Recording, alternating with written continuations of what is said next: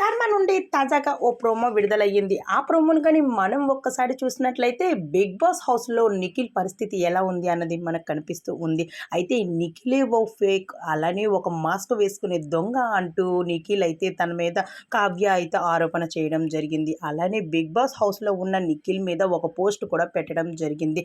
అయితే Bigg Boss Telugu season 8లో strong కంటెస్టెంట్‌గా అడుగుపెట్టేశాడు నిఖిల్. అయితే బిగ్ బాస్ సీజన్ 8 రసవత్తరంగా సాగుతుంది. అయితే బిగ్ బాస్ హౌస్‌లో ఉన్న కంటెస్టెంట్స్ అందరిలో కూడా పక్కన పెడితే నిఖిల్ మాత్రం చాలా స్ట్రాంగ్ అని మనకు తెలుసు. అయితే నిఖిల్ మాత్రం ఈరోజు తన కావ్య కోసం అయితే ఒక ఎమోషనల్ పోస్ట్‌ని చెప్పుకొచ్చాడు.